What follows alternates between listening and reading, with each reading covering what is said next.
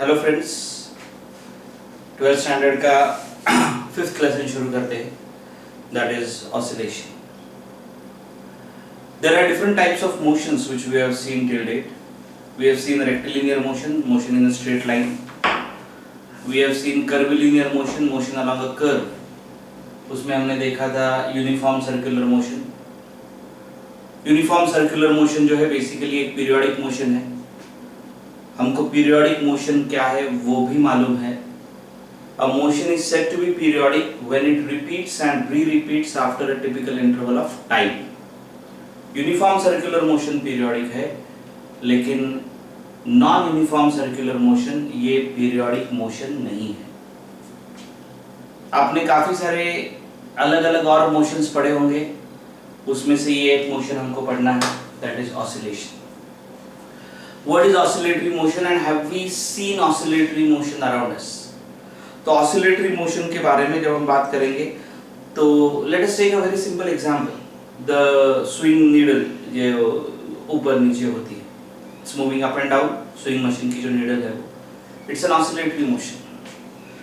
Simple pendulum, it moves this way, to and fro. आगे पीछे ऊपर नीचे कैसे भी चलेगा. ऐसे ऐसे मोशन जो है ये भी ऑसिलेटरी मोशन है, इसको कहते हैं हॉरिजॉन्टल ऑसिलेटरी मोशन. ये ऐसा जो मोशन है इसको कहते हैं वर्टिकल ऑसिलेटरी मोशन. सो ऑसिलेटरी मोशन क्या है उससे पहले हमने देखा examples of oscillatory motion. Tuning fork आपने स्कूल में देखा होगा, कॉलेज में देखा होगा. ट्यूनिंग फॉर्क को जब आप बैंग करोगे तो इसको प्रॉन्ग कहते हैं. ट्यूनिंग फॉर्क के वो ऐसे ऐसे मूव करते हैं. It's an oscillatory motion. Oscillatory motion जो है it is a very dominant motion. अगर आपको मालूम है आपके टू व्हीलर में भी जो मोशन है, टू व्हीलर या फोर व्हीलर में, वो ऑसिलेटरी मोशन है and that is converted to circular motion. Okay, वो जो पिस्टन है वो अंदर जाता है, वापस बाहर आता है, वापस अंदर जाता है. Two stroke engine, four stroke engine में तो it's a motion which we are using in many of the day-to-day type of situations. तो चलो बात करते हैं ऑसिलेटरी मोशन की. मोशन हॉरिजॉन्टल हो सकता है ऐसे और वर्टिकल हो सकता है. जो सब्सटेंस या जो पार्टिकल ऑसिलेशन करता है, वाइब्रेशन करता है, another word generally which is associated with oscillation is vibration, उसको कहते हैं ऑसिलेटर. और वो जो टू एंड फ्रो मोशन है उसको कहते हैं ऑसिलेशन या वाइब्रेशन. एक वाइब्रेशन कब होता है उसको भी समझने की कोशिश करेंगे. तो एक पार्टिकल अगर है, for example simple pendulum, let us take a very very simple example. Simple pendulum यहाँ पे है, यहाँ से यहाँ आएगा, यहाँ से यहाँ जाएगा, यहाँ से वापस यहाँ आएगा और यहाँ से यहाँ. ये जो पूरा मोशन है वी से इट इज वन ऑसिलेशन. जिसके बाद वापस वही मोशन रिपीट होने वाला है. इधर से इधर जाओ, इधर से इधर आओ, वापस वो इधर से इधर जाओ, इधर से इधर आओ. उसको कहते हैं एक ऑसिलेशन. ओके, एक टू एंड फ्रो मोशन के सेट को जो उसके बाद रिपीट और भी रिपीट होने वाला है उसको हम कहते हैं एक ऑसिलेशन. और एक ऑसिलेशन को लगने वाला जो समय है उसको कहते हैं टाइम पीरियड ऑफ ऑसिलेशन. एक ऑसिलेशन को लगने वाला जो समय है उसको हम कहते हैं टाइम पीरियड ऑफ ऑसिलेशन. उसको सिंबलाइज करते हैं हम लोग कैपिटल टी से. और number of oscillations completed by an oscillator in 1 second is called as the frequency of oscillation, जिसको n कहते हैं. हमको मालूम है n is equal to 1/t. Number of oscillations completed in 1 second is the frequency and it is a reciprocal of time. Of course इसके units seconds आएंगे, इसके second raised to -1 या इसको हम hertz कहते हैं वो आएंगे. अब मुझे समझ में आया कि oscillation का fundamental terminology क्या है. अब और कुछ टर्मिनोलॉजी देखते हैं. हॉरिजॉन्टल ऑसिलेशन के बारे में बात करेंगे. सिंपल पेंडुलम फॉर एग्जांपल, इधर से इधर, इधर से वापस इधर. तो यहाँ पे ये जो मिड पोजीशन होती है ये जो मिड पोजीशन होती है उसको मीन पोजीशन कहा जाता है। ऑसिलेटर इधर से इधर आने वाला है, इधर से वापस इधर जाना है, it is called as mean position, central position. इसको हम ओरिजिन के तरह ट्रीट करेंगे। जबकि ये जो यहाँ की पोजीशन है इसको राइट एक्सट्रीम पोजीशन कहा जाता है, राइट एक्सट्रीम पोजीशन। जबकि ये जो पोजीशन है इसको लेफ्ट एक्सट्रीम पोजीशन कहा जाता है, this is left extreme position. Oscillator के मोशन के दौरान ऑसिलेटर अगर यहाँ है तो उसको मीन पोजीशन कहा जाता है, ऑसिलेटर अगर यहाँ है तो उसको राइट एक्सट्रीम पोजीशन कहा जाता है, और ऑसिलेटर अगर यहाँ है तो उसको हम लेफ्ट एक्सट्रीम पोजीशन कहते हैं। लेकिन पार्टिकल ये तीन पोजीशन पे ही है ऐसा थोड़ी ना है। इसको मैंने जैसे बोला हम ओरिजिन करके पकड़ते हैं। अगर पार्टिकल, अगर ऑसिलेटर वाइब्रेशन करने वाला पार्टिकल यहाँ कहीं तो भी है तो क्या it should not, and it will not be at this or this position, it will be anywhere between these positions. तो मीन पोजीशन से जो डिस्टेंस होता है, the distance of the oscillator from the mean position is referred to as its displacement. The distance from the mean position is called as displacement। लेकिन बड़े ध्यान से देखिएगा आप लोग कि मैं आपको लगातार कहते आया हूं कि इसको हम क्या पकड़ के चलेंगे, we'll be saying this is the origin। तो लाजमी है कि अगर पार्टिकल यहाँ है तो the displacement is positive displacement। लेकिन अगर पार्टिकल यहाँ है, ऑसिलेशन करते करते अगर पार्टिकल यहाँ है तो this displacement obviously will be negative displacement because it is on the left hand side of the mean position। so सभी displacement जो पार्टिकल के लेफ्ट हैंड साइड को होते हैं वो, या पार्टिकल के नहीं मीन पोजीशन के लेफ्ट हैंड साइड को होते हैं, उनको हम नेगेटिव डिस्प्लेसमेंट कहते हैं। मैथमेटिकली भी ऐसे आएगा। और सभी डिस्प्लेसमेंट जो राइट हैंड साइड पे होते हैं किसके, मीन पोजीशन के, उसको हम कहेंगे पॉजिटिव डिस्प्लेसमेंट। तो what is the maximum displacement? What is the maximum displacement? This is the maximum displacement. ये या ये, this is the maximum displacement on the right hand side. Sign की बात नहीं करेंगे। This is the maximum displacement on the right hand side, this is the maximum displacement on the left hand side. ये जो है ये ए होगा, ये जो है ये माइनस ए होगा। इसको क्या कहते हैं? The maximum displacement from the mean position is called as the, सिर्फ मैग्नीट्यूड के टर्म्स में, दोनों का मैग्नीट्यूड ए है, इसको कहते हैं एम्पलीट्यूड। इसको कहते हैं amplitude of vibration. This is referred to as the amplitude of vibration. ये कुछ टर्म्स है जो हम इस्तेमाल करेंगे डायरेक्टली, और ऐसा ना हो कि हमको मालूम ही नहीं, इसलिए ये पूरा एक इंट्रोडक्शन दिया गया है जो टर्म्स हम इस्तेमाल करेंगे इस लेसन के अंदर। फाइन। इस लेसन में मैं जो डिस्प्लेसमेंट की बात कर, ऑफ कोर्स पार्टिकल मूव भी कर रहा है तो उसको वेलोसिटी भी होगी।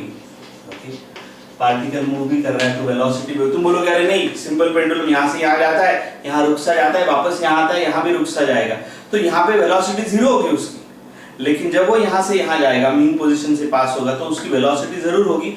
ऑफ कोर्स एक्सट्रीम पोजीशन पे जो ऑसिलेशन करने वाला पार्टिकल है उसकी वेलोसिटी डेफिनेटली जीरो है, लेकिन बाकी सब जगह उसकी कुछ ना कुछ वेलोसिटी है।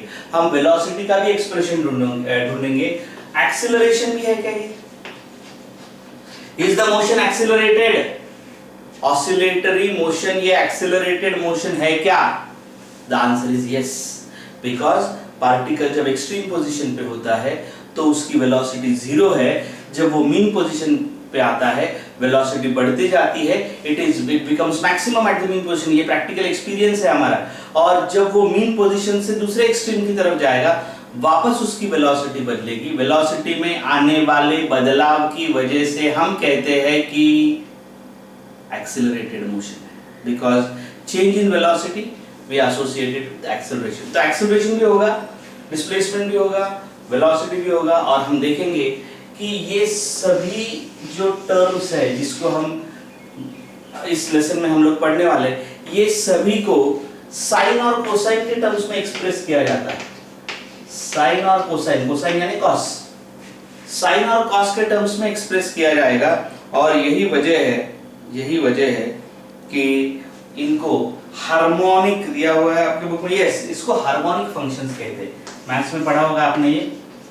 इसलिए ये जो फंक्शंस है, ये जो ऐसे टर्म्स है जिनको नॉर्मल फॉर्मूले में नहीं बल्कि साइन कॉस में एक्सप्रेस किया जाता है, उसको हार्मोनिक फंक्शंस कहा जाता है, उसको हार्मोनिक फंक्शंस कहा जाता है। राइट? कोई प्रॉब्लम है इसको, इसमें किसको? फाइन। उसके बाद मैंने ये भी बताया आपको कि ये पीरियोडिक फंक्शन है। Oscillation will repeat and re repeat after a typical interval of time, so it is periodic. Fine. इसके बाद ये सब हो गया है oscillatory vibratory motion.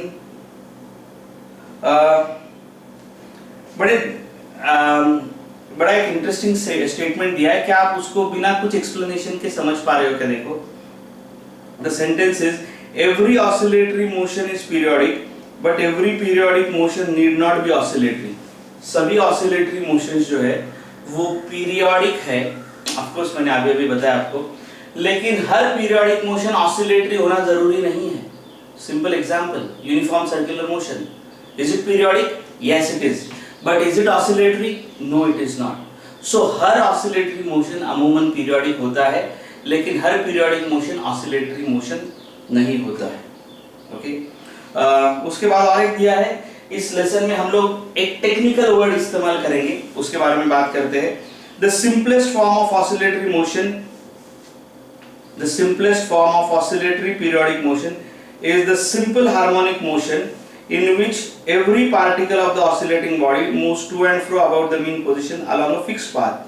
If the path is a straight line, अभी मुझे समझा, ये हार्मोनिक फंक्शंस है, और अब मैं अगर ये पाथ सिंपल है, बहुत सीधा साधा पाथ है, ये मीन पोजीशन सीधा इधर जा रहा है, इधर जा रहा है, इधर जा रहा है, ऐसे है, तो हम उसको कहेंगे, बड़े ध्यान से स्टेटमेंट को वापस एक बार सुनो। The simplest form of oscillatory motion is the simple harmonic motion in which every particle of the oscillating body moves to and fro about the mean position along fixed path. It will be now called as SHM, simple harmonic motion। ये short form इसके आगे इस्तेमाल किया जाएगा, इसलिए दो बार मैंने पढ़ा वापस कि यहाँ पे ऑसिलेशन हम देख रहे हैं, ऑसिलेटरी मोशन देख रहे हैं। ऑसिलेटरी मोशन के वेलोसिटी, डिस्प्लेसमेंट, एक्सेलरेशन को साइन कॉस में एक्सप्रेस किया जाता है, इसलिए हम उसको हार्मोनिक फंक्शंस कहते हैं। और ये जो सिंपलेस्ट फॉर्म है हार्मोनिक मोशन का, दो चार साइन कॉस एक ही इसमें नहीं होंगे, वेरी सिंपल, एक साइन होगा नहीं तो कॉस होगा, इसलिए हम उसको कहेंगे simple harmonic motion. Simple harmonic motion ये कुछ भी नहीं है ऑसिलेटरी मोशन या वाइब्रेटरी मोशन का, जो हम हमारे सिलेबस में है उसका एक टेक्निकल नाम है। दो तरह के होंगे सिंपल हार्मोनिक मोशन। हम अधिकतर इस लेसन के 80 या 85% पार्ट तक जो देखेंगे वो है लीनियर सिंपल हार्मोनिक मोशन। जैसे अभी मैं बात कर रहा था, ये पार्टिकल इधर से इधर जा रहा है, इधर से इधर स्ट्रेट लाइन है, ये लीनियर सिंपल हार्मोनिक मोशन कहा जाता है। लेकिन जब अगर बहुत डिटेल में जाओ तो सिंपल पेंडुलम का मोशन ऐसा है, it is called as angular SHM, दिया है ना, एंगुलर सिंपल हार्मोनिक मोशन, तो उसको कहा जाता है angular simple harmonic motion. We refer to it as angular simple harmonic motion. ये जो भी काम अब तक हुआ है, ये पूरे के पूरे काम को इंट्रोडक्शन के तहत पढ़ा जाएगा। एग्जाम के लिए इसमें से कुछ भी जरूरी या इम्पोर्टेंट नहीं है, लेकिन ये लेसन की ये नींव है। Once you understand this, you can really understand the lesson properly, provided you have the basic understanding of the mathematics। हम डेरिवेटिव और इंटीग्रेशन का इस्तेमाल इस लेसन में करेंगे। पहले लेक्चर के पहले 20 मिनट में let us say we are just going about the introduction. अभी हम क्या पढ़ने वाले हैं, तो अभी हम इस लेसन के ये जो सब टर्म्स इस्तेमाल करने वाले हम लोग, वो देखा हमने। अब हम एक प्रैक्टिकल एग्जांपल लेके थोड़ा सा समझने की कोशिश करेंगे। कैसे लेंगे प्रैक्टिकल एग्जांपल, बड़े ध्यान से देखो। लीनियर सिंपल हार्मोनिक मोशन का एग्जांपल लेके हम आपको समझाने की कोशिश कर रहे हैं।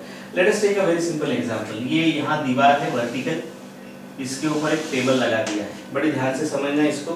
कल का लेक्चर शुरू करते वक्त ये कंसेप्ट इस्तेमाल किए जाएंगे।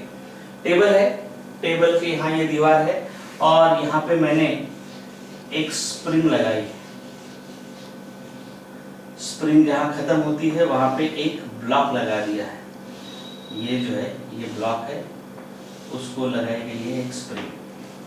ये स्प्रिंग ना स्ट्रेच्ड है ना कॉम्प्रेस्ड है। This spring is neither stretched nor compressed. आपको याद क्या दिलाने की कोशिश कर रहा हूं मैं, लास्ट ईयर जो आपने पढ़ा है, कहाँ पे पढ़ा है लास्ट ईयर आपने?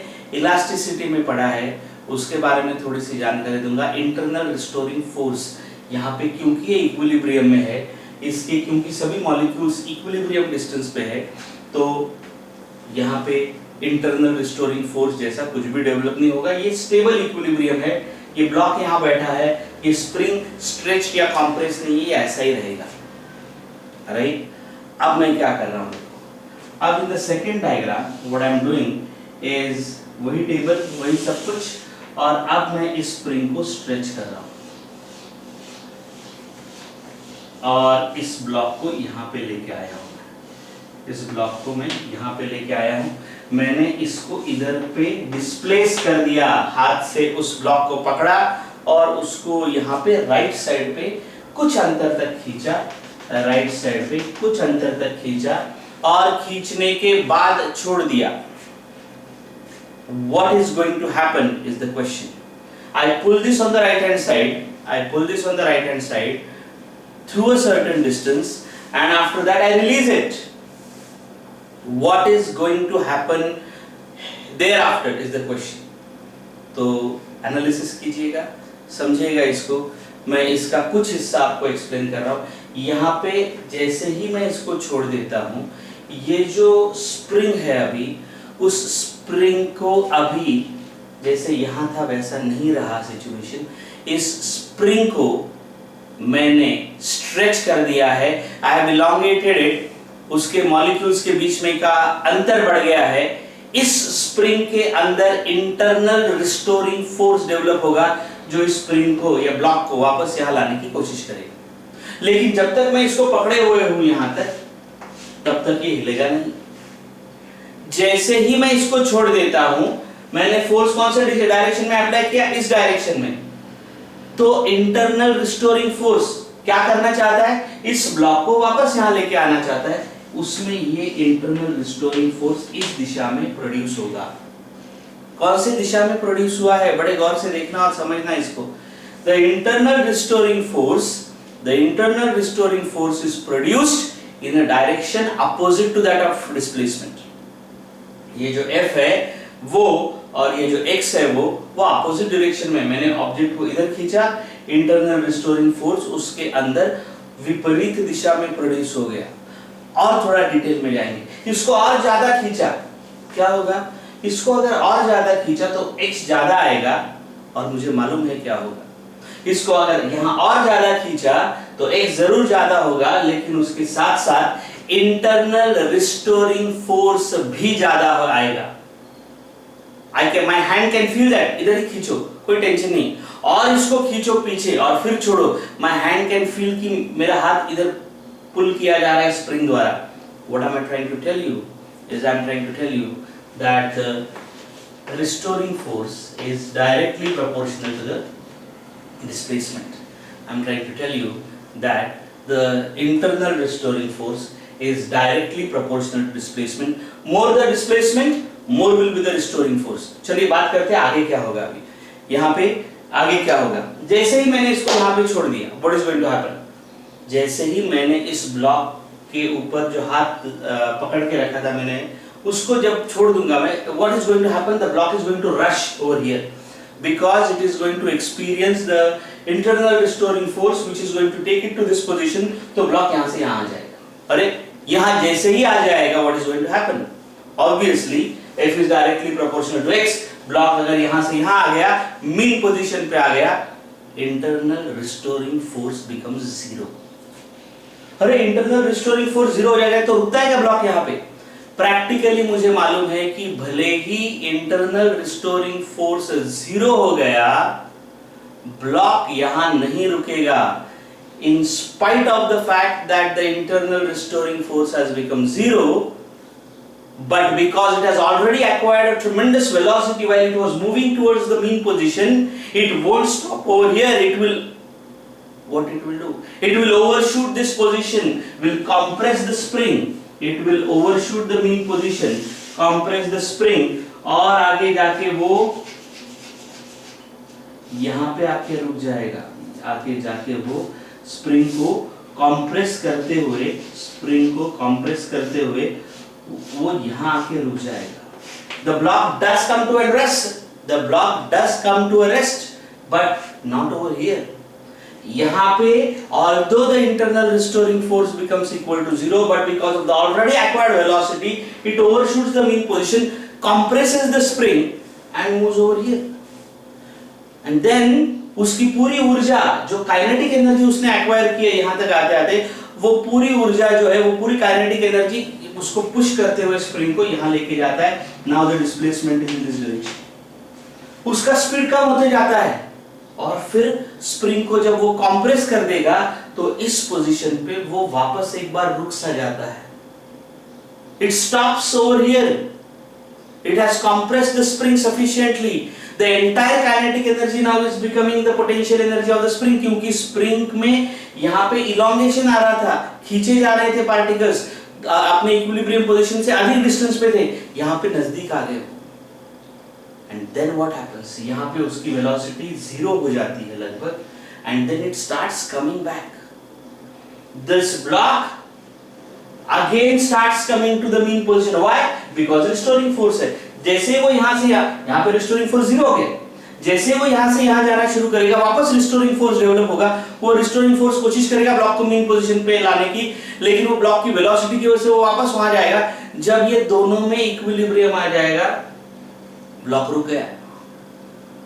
Now the block is over here and it has the restoring force acting on it. अब restoring force की दिशा कौन सी होगी? भाई अभी यहाँ तो displacement इस डायरेक्शन में हुआ है, तो restoring force की डायरेक्शन ये होगी।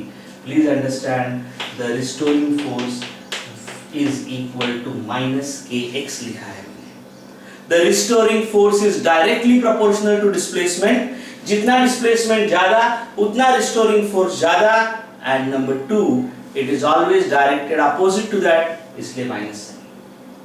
F is directly proportional to x and it is in opposite direction.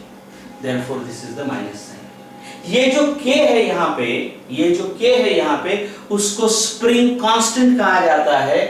उसके बारे में कल बात करेंगे, लेकिन वापस यहाँ आते हैं, इस पूरे मोशन को समझते हैं। यहाँ से वो रिस्टोरिंग फोर्स उसमें होने के वजह से ये ब्लॉक वापस यहाँ आएगा और वापस एक्सेलरेट होते हुए, जैसे सिंपल पेंडुलम है, ऐसे जा रहा है, इधर स्पीड जीरो हो रहा है, वापस स्पीड मैक्सिमम है, यहाँ से वापस स्पीड कम हो रहा है, यहाँ से वापस आएगा स्पीड बढ़ रहा है, यहाँ से स्पीड कम हो रहा है। Exactly the same thing is going to happen with the block. Where the block is over here, now it accelerates towards the mean position. Speed बढ़ता है उसका, यहाँ पे आ गया वापस रिस्टोरिंग फोर्स जीरो, लेकिन वापस हुई because of the already acquired velocity of the block, it overshoots this position, goes over here.